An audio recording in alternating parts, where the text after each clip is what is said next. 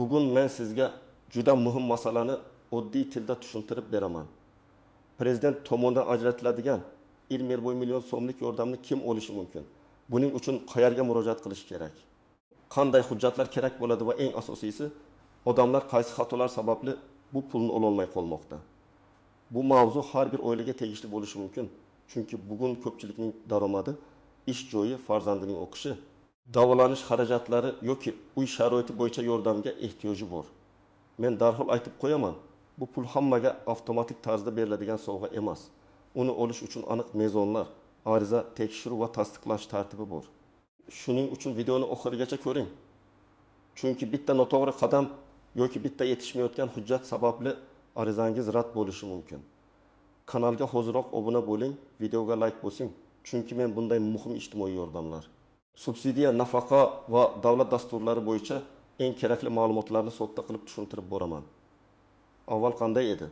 Oldin ko'p odamlar yordam olish uchun mahallaga borardi, ariza yozardi, keyin kutardi. Kimdir hujjat topshirganini bilardi, lekin arizasi qayerda ko'rilayotganini tushunmasdi. Kimdir menga ham berilishi kerak deb o'ylardi, lekin uning oilaviy daromadi, rasmiy ish joyi yoki mulki borligi sababli mezonga tushmasdi. Yana kimdir haqiqatan ham muhtoj bo'lsa ham hujjatlarni to'g'ri tayyorlamagani uchun yordamdan chetda qolardi. Hozir esa tartib ancha aniqroq bo'lib bormoqda.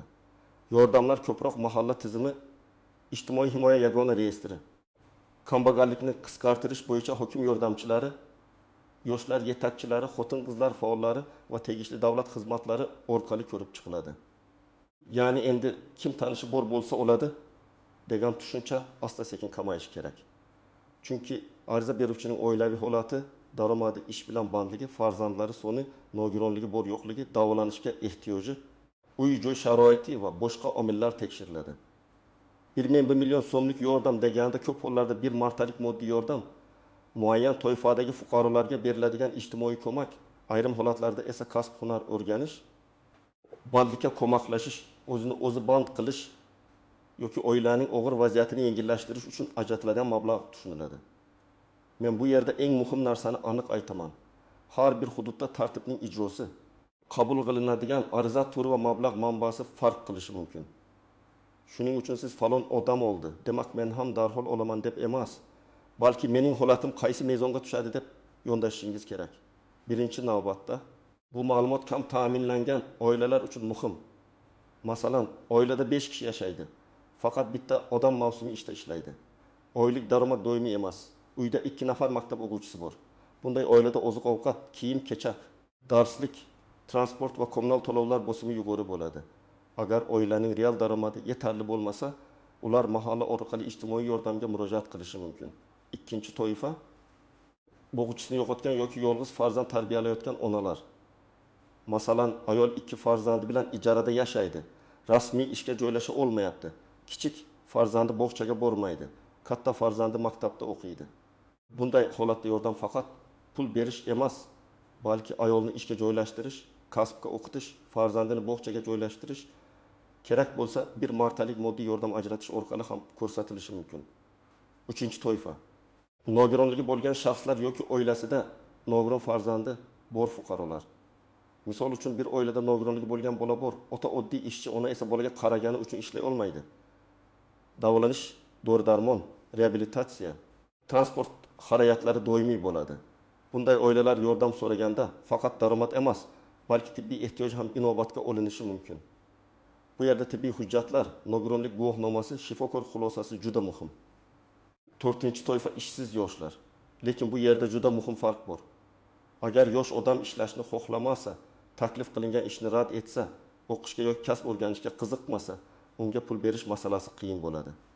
Davlat yordami ko'pincha odamni oyoqqa turg'azish uchun beriladi. Masalan, 23 yoshli yigit sartaroshlik o'rganmoqchi, asbob uskunasi yo'q. Yoki 25 yoshli qiz tikuvchilik kursini tugatgan, lekin tikuv mashinasi olishga mablag'i yetmayapti.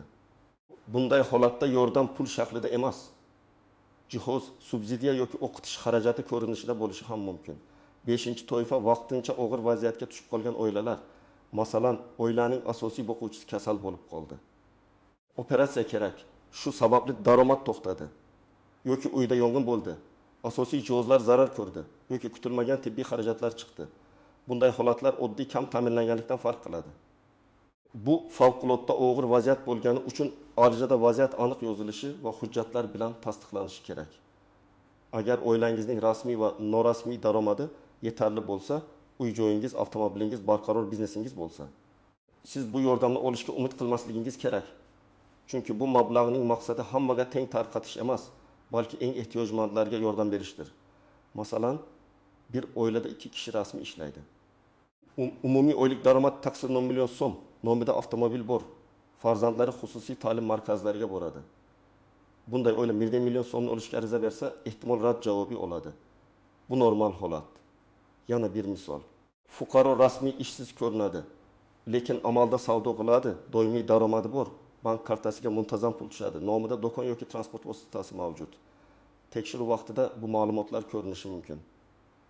Shuning uchun rasmiy ishlamayman, demak yordam olaman degan fikr noto'g'ri.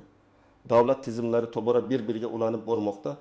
Soliq, bank, kadastr, transport, bandlik va ijtimoiy himoya ma'lumotlari solishtiriladi. Yana shuni bilish kerak. Yordam olish uchun yolg'on ma'lumot berish juda xavfli. Agar odam daromadini yashirsa, hujjatni soxtalashtirsa yoki boshqa birovning holatini o'z holati deb ko'rsatsa, keyinchalik pulni qaytarishga majbur bo'lishi, ma'muriy yoki boshqa javobgarlikka tortilishi mumkin. Men har doim shuni tavsiya qilaman. Arizada vaziyatni oshirmasdan, kamaytirmasdan qanday bo'lsa shunday yozing. Haqiqiy holat hujjat bilan tasdiqlansa imkoniyati oshadi. Endi eng asosiy qismga o'taman.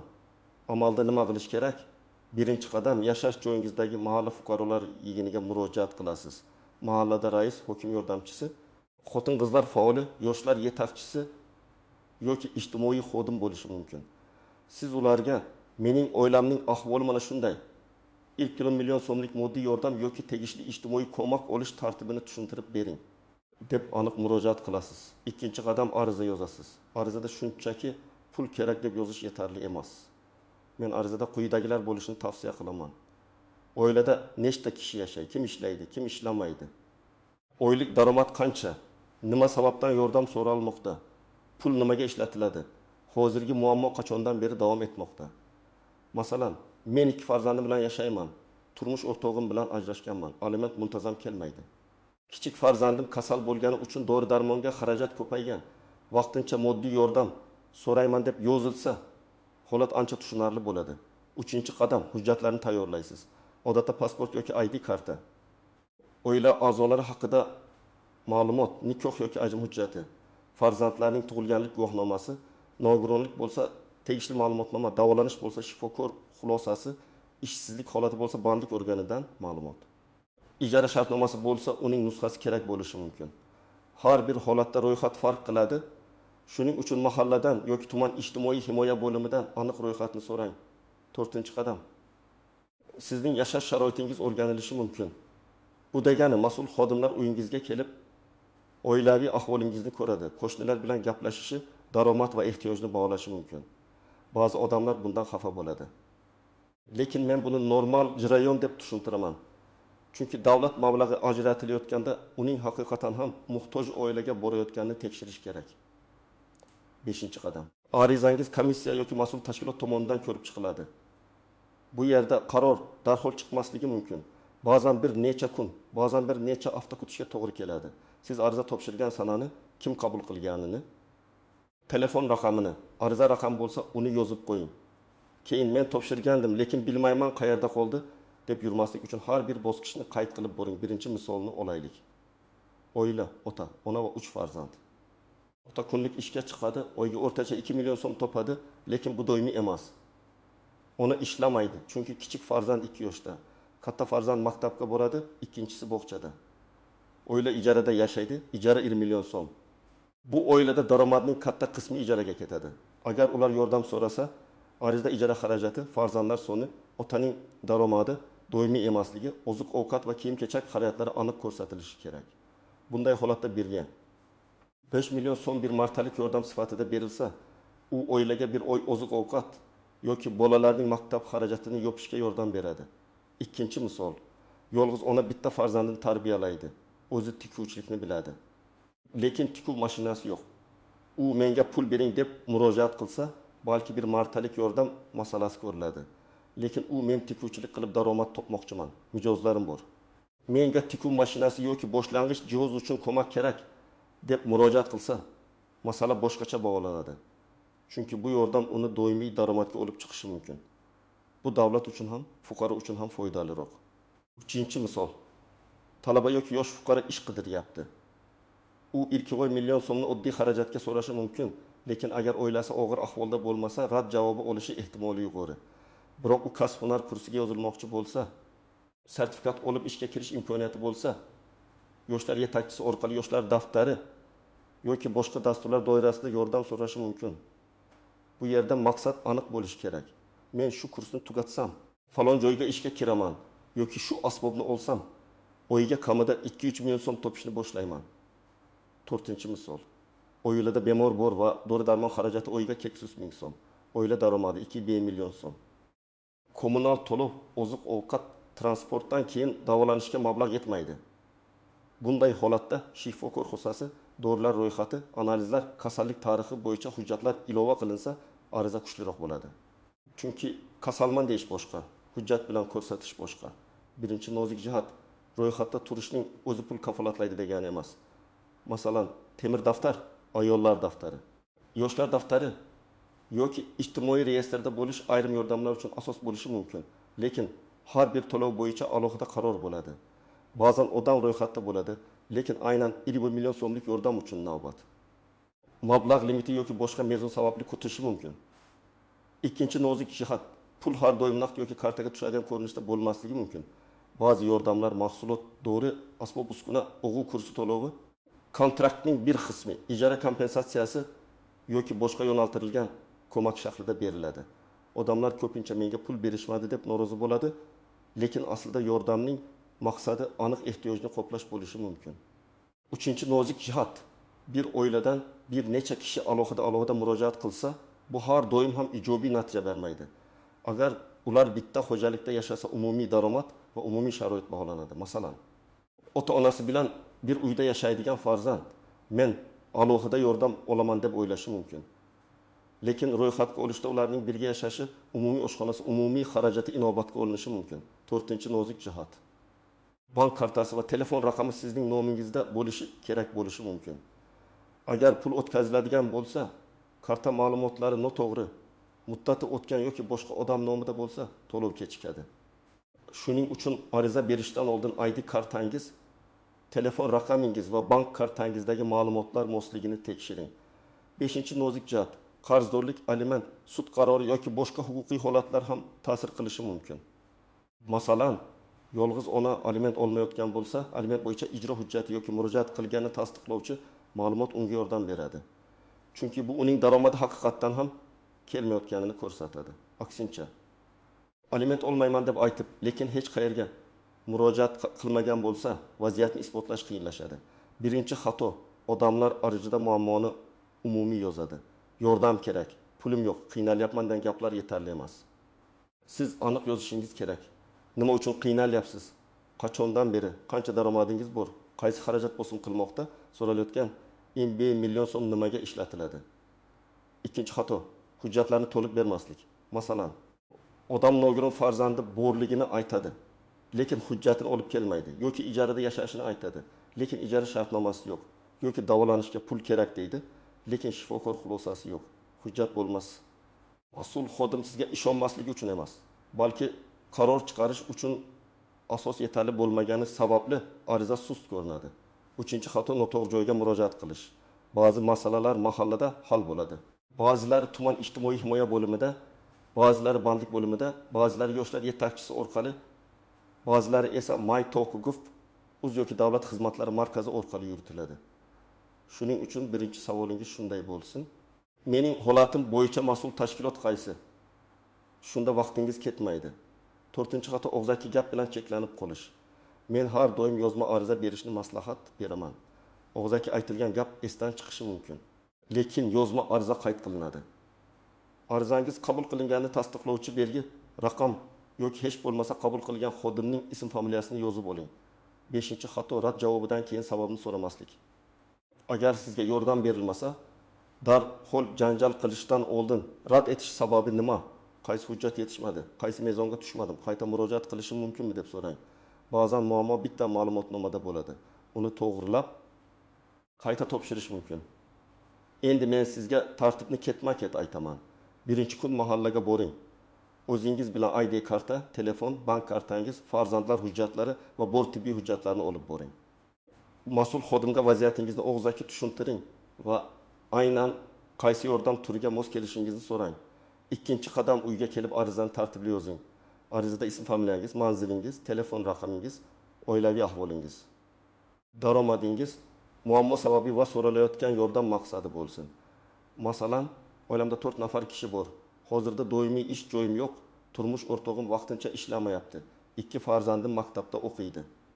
Oziq, ovqat va maktab xarajatlarini qoplashda qiynalyapman. Shu sababli bir martalik moddiy yordam ajratishingizni so'rayman. 3-qadam, hujjatlarni papkaga joylang. Alohida qilib shaxsni tasdiqlovchi hujjat nusxasi. Oila tarkibi haqida ma'lumot, farzandlar hujjati, daromad yoki ishsizlik bo'yicha ma'lumot, tibbiy hujjatlar, ijara bo'lsa ijara hujjati, aliment bo'lsa tegishli hujjatlarni tayyorlang. Hujjatlar qancha tartibli bo'lsa, murojaatingiz shuncha jiddiy ko'rinadi. 4-qadam, arizani topshirganingizdan keyin muddatni so'rang. Arizam qachon ko'rib chiqiladi?